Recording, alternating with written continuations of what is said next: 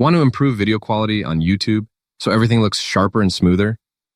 In this quick guide, I'll show you how to adjust the right settings for a better viewing experience.